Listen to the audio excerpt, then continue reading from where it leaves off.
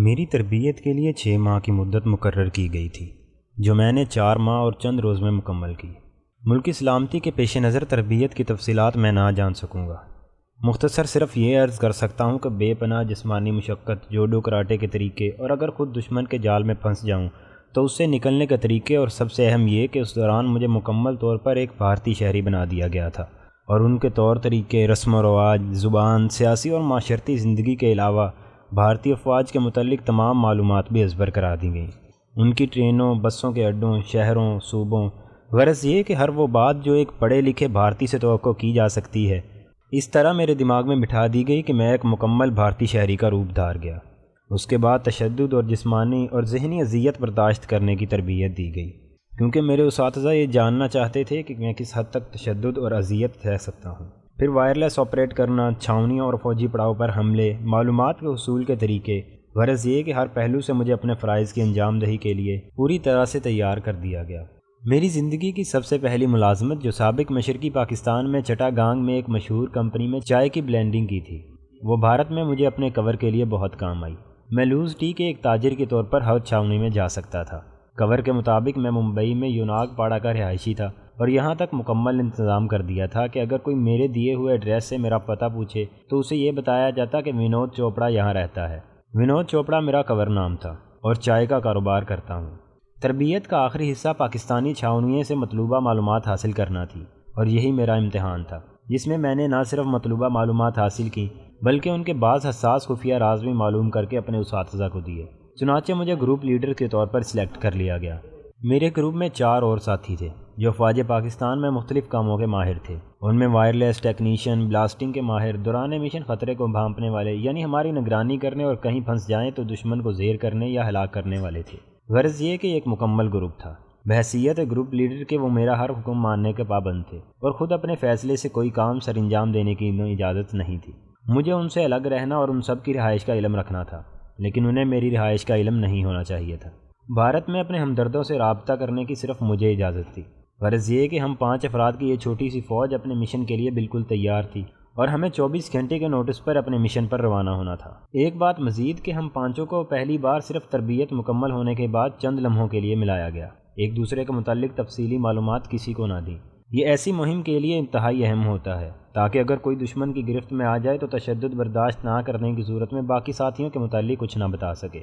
آخری کام جو اپنے رازوں اور ساتھیوں کی حفاظت کے لیے کیا گیا تھا وہ یہ کہ ہماری ایک ایک داڑھ نکال کر اس کی جگہ سخت پلاسٹک کی داڑھ لگا دی گئی، تاکہ جب تشدد برداشت کرنے کی سکت نہ رہ جائے تو داڑھ کو چبا لیا جائے۔ داڑھ میں سائنائڈ بھرا ہوا تھا۔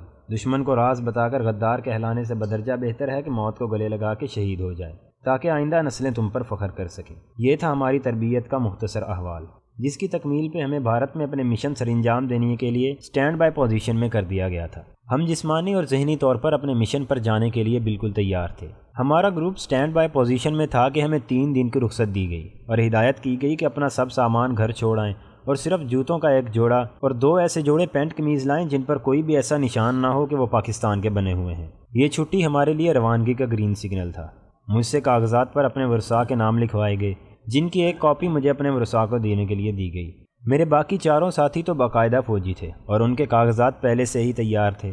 دوران مشن موت کی صورت میں ورثاء کے لیے معقول رقم اور بہت سہولتیں دینے کا اندراج تھا۔ اس وقت میری والدہ بقیت حیات تھیں، بیوی اور چند ماہ کا لڑکا تھا۔ میں نے ورثاء میں پہلے والدہ کا نام لکھا اور بعد میں بیوی اور بچے کا، اور 3 روزہ چھٹی پر روانہ ہو گیا۔ گھر پہنچ کر میں نے خود کو نارمل رکھنے کی پوری کوشش کی۔ میری بیوی تو کچھ نہ سمجھ سکی، لیکن والدہ نے میری اندرونی کیفیت کو کچھ بھانپ لیا۔ میں نے اپنے گھر والوں کو یہ بھی نہ بتایا کہ میں کیا کر رہا ہوں اور کہاں جا رہا ہوں۔ انہیں تو صرف یہ علم تھا کہ میں لاہور میں ایک پرائیویٹ کمپنی میں ملازم ہوں۔ روانگی سے چند لمحے قبل میں نے والدہ کو بند لفافے میں کاغذات دیے اور کہا کہ انہیں نہایت سنبھال کر رکھنا۔ والد مرحوم کی قبر پر اس روز میں گھنٹوں موجود رہا۔ روانگی کے وقت والدہ، بیوی اور بچے سے اس طرح ملا جیسے شاید آئندہ ملاقات نصیب نہ ہو۔ میری جو اندرونی کیفیت تھی اس کا آپ بخوبی اندازہ کر سکتے ہیں، لیکن میں نے حتی الامکان یہ کوشش کی کہ چہرے سے اس کا تاثر ظاہر نہ ہونے پائے۔ والدہ اور بیوی کو میں نے یہ بتایا کہ کمپنی کی طرف سے مجھے شاید چند ماہ کے لیے سری لنکا جانا پڑے، اس لیے میری طرف سے خطوط آنے میں دیر ہو سکتی ہے۔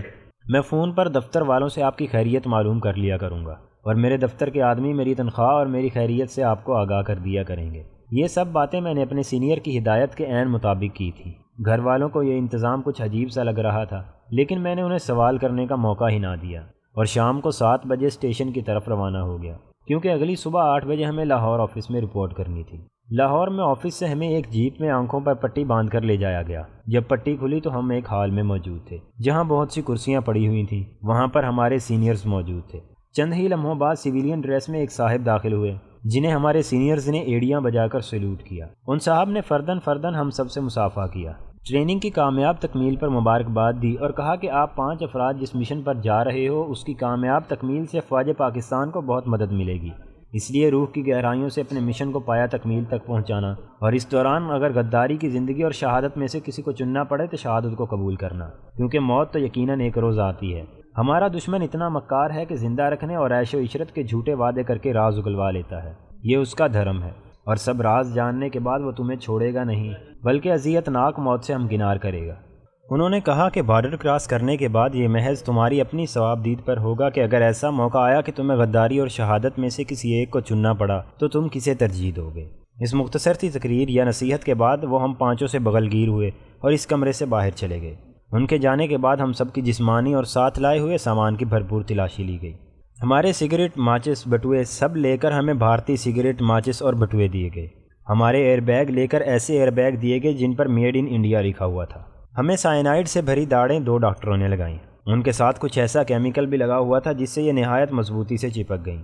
ہم سب کو 5-5 ہزار کی بھارتی کرنسی دی گئی اور مجھے ایک کاغذ دیا گیا جس پر دلی، آگرہ اور بمبئی کے کچھ پتے درج تھے۔ کوڈ ورڈ بھی لکھا ہوا تھا۔ یہ ان بھارتی ہمدردوں کے پتے تھے جن سے رابطہ کرنے پر مجھے روپیہ اور دیگر مطلوبہ اشیاء مل سکتی تھیں۔ مجھے یہ ایڈریس اور نام ازبر یاد کرنے تھے۔ جس مشن پر ہم جا رہے تھے وہ ایک نہیں بلکہ درجنوں میں تھا۔ اس کے علاوہ اہم نوعیت کی معلومات اور وہاں کے حالات کو دیکھتے ہوئے جو کام بھی ملکی بھلائی کے لیے مناسب نظر آئے وہ کرنے کی ہمیں اجازت دی گئی تھی۔ یعنی ہمارا کوئی ایک مخصوص مشن نہ تھا بلکہ ہمیں دشمن کے متعلق ہر قسم کی معلومات حاصل کرنا تھی اور موقع ملنے پر اسے زج کرنا تھا۔ مزید برآں مجھے ایک خصوصی مشن دیا گیا تھا اور وہ تھا Indian army headquarter Delhi میں چیف انڈین آرمی کے دفتر کے کسی ملازم کو پلانٹ کرنا۔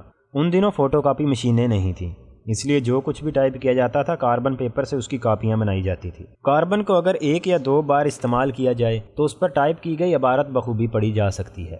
اگر اس طرح استعمال شدہ کاربن ردی کی ٹوکری میں پھینک دیے جائیں اور صفائی کرنے والا دفتر کے اوقات کے بعد دوران صفائی وہ کاربن پیپر نکال کر ہمیں دے دے تو بہت ہی اہم معلومات ہمیں مل سکتی تھی۔ اس کے علاوہ بریگیڈیئر اور اس سے اوپر کے عہدیدار تحفظ کے لیے رف پیڈ پر جو کچھ بھی لکھتے تھے اس سے اگلا خالی صفحہ ضائع کر دیتے تھے تاکہ قلم کے زور سے تحریر کے نقوش جو خالی صفحے پر آ جاتے ہیں وہ کسی کے ہاتھ نہ لگ جائیں۔ یہ بڑے رینک کے افسران خالی صفحے کے صرف 2 یا 3 ٹکڑے کر کے ردی کی ٹوکری میں پھینک دیتے تھے۔ وہ ردی کی ٹوکریاں ہمارے لیے کسی خزانے سے کم نہ تھیں۔ میرے خصوصی مشن میں چیف آف آرمی سٹاف کے ٹائپسٹ اور دفتر کے دوسرے ٹائپسٹ کلرکوں اور صفائی کرنے والوں کو دامے درمے یا کسی بھی جائز یا ناجائز طریقے سے پلانٹ کرنے اور مطلوبہ کاربن اور پھٹے ہوئے سادہ کاغذ حاصل کرنا تھا۔ جب ایک بار کوئی یہ کام کر بیٹھتا تو پھر آئندہ اس سے مکمل معلومات حاصل کرنا مشکل نہ تھا۔ ممکن ہے کچھ قارئین ہمارے اس ناجائز طریقے سے اتفاق نہ کرتے ہوں، لیکن دشمن سے اہم معلومات حاصل کرنے کے لیے ہر حربہ آزمایا جاتا ہے۔ تشتری میں رکھ کر ایسی معلومات ہمیں کوئی نہیں دیتا۔ بھارت اور پاکستان میں اس وقت حساس محکموں میں رائج طریقہ یہ تھا کہ جاسوس کو شکل اور جسمانی لحاظ سے ایسا ہونا چاہیے کہ ضرورت پڑنے پر 100 افراد میں گم بھی ہو سکے۔ اس دور میں دونوں ممالک کے جاسوس فقیر، مجذوب، ملنگ یا بالکل نچلے درجے کا کام کرنے والوں کا روپ دھار کر دشمن ملک میں کام کرتے تھے۔ میں اپنے قد کاٹ اور شکل و صورت میں کسی پہلو سے بھی بھارتی نہیں لگتا تھا اور سینکڑوں نہیں بلکہ ہزاروں میں مجھے ڈھونڈ لینا بہت آسان تھا۔ غالباً میں پہلا شخص تھا جسے یہ مشن سونپا گیا۔ بھارت میں اپنی شکل و شباہت کی وجہ سے مجھے پاکستانی جاسوس سمجھنے کا کم سے کم امکان تھا۔ مجھے بھارت کی اونچی سوسائٹی میں گھل مل جانا تھا اور اونچے درجے کے ہوٹل میں قیام کرنا تھا۔ پاکستان کی طرف بھارتی پولیس اور CIB والے نچلے درجے کے ہوٹلوں پر ہی ریڈ کرتے تھے۔ 4 یا 5 سٹار ہوٹلوں میں داخل ہونے کی ان میں جرت نہیں ہوتی تھی۔ تربیلا میں ملازمت کے دوران وہاں غیر ملکی افسران اور ان کی فیملیز کے لیے بنے ہوئے کلبوں میں میری رسائی تھی اور اس دور کے مقبول ترین بال روم ڈانس مثلاً سکیر والنر اور روک اینڈ رول میں خاصی مہارت حاصل کر چکا تھا۔ بھارت میں قیام کے دوران ان خرافات سے مجھے بڑی مدد ملی۔ بھارت میں چوپڑا فیملی بڑی مشہور ہے۔ یہ پنجابی، بڑے قد کاٹ والے اور نسبتاً سفید رنگت کے ہیں، اس لیے مجھے ونود چوپڑا کا نام دیا گیا۔ اس فیملی نے کاروبار، صنعت اور فلم انڈسٹری میں خاصا نام کمایا ہے اور یہ سارے بھارت میں پھیلے ہوئے ہیں۔ اسی طرح میرے دیگر ساتھیوں کو بھی مختلف ہندو نام الاٹ کیے گئے۔